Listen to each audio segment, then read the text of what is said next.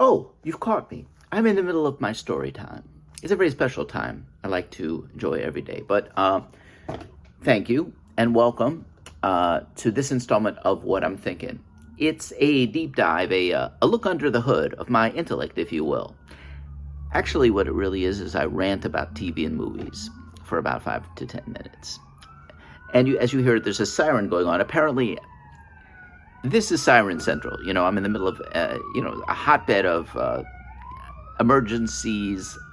I honestly don't know what's going on. This is constant going by, like I'm in the middle of some kind of a crazy zone. Anyway, as I said, welcome to this installment of What I'm Thinking. And I'd like to talk this week about a few things. First, Pulp Fiction. I recently rewatched the film, and it occurred to me that Vincent, the character Vincent, portrayed by John Travolta, of course, the character Vincent picks the worst possible times in the world to take a shit, doesn't he? Because the two times he does do that, it's very devastating for him. Of course, the time in the diner where the whole heist is going on, they're robbing the place, and Vincent is in there taking a crap while this whole potential gunfight is taking place, and then, even more devastatingly, he's taking another big load in Bruce Willis's apartment when he's actually going to be assassinating him, which is a risky move, I might say. But anyways, he's taking a dump, so Bruce Willis comes in there, takes the shotgun, and blows his head off. I mean, look, I'm not a gastroenterologist, but it does occur to me that if Vincent would simply have included more fiber in his diet, he'd be alive right now. I don't think that's a stretch to say. I really don't. Call me crazy. All right. Pete Davidson. It's amazing to me that another week has gone by and no attractive female celebrity has come out in the news basically extolling this man's virtues, because it's like if you were Pete Davidson's girlfriend, basically most of your time would be spent doing damage control, saying he's really not that bad looking, or he doesn't resemble a troll living under the bridge. It's just things to that effect. Constant. Either that or you'd be trying to emphasize his few good points. His sense of humor, really good. Or parts of his anatomy, probably using colorful exaggeration to accentuate them. But I mean, Pete Davidson doesn't do himself any favors, tattooing his entire body. I mean, he looks like a New York City subway car from the early 80s. It's pretty disgusting to look at.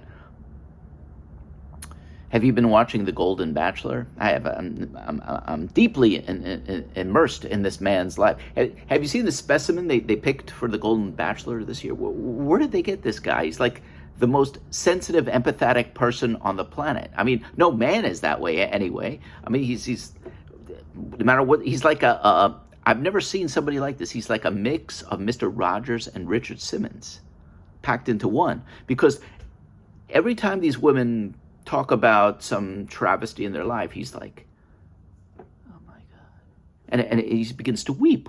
Tears well up on his face. He begins to weep, whatever they say. Or he's riveted by any conversation topic, no matter how inane or eye-glazing. He's like, really? You have a whole collection of antique brooches? Oh my God, I wish I could do that. I wish I could do that. Anything, fondue. Fondue is back.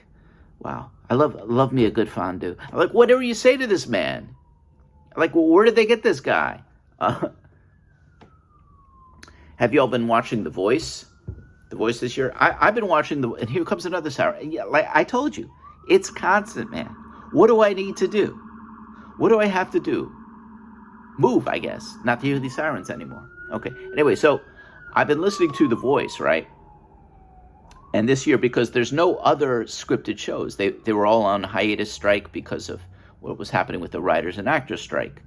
So anyway, the people auditioning for the show, they pick the most pedestrian classic song like Golden Slumbers, and they do all these crazy runs on it. I'm like, you can't be bothered to learn the melody. You have to just, this is my voice. I'll have to showcase, so sing the friggin' melody. I mean, if you have a good voice, they can hear that, I'm assuming.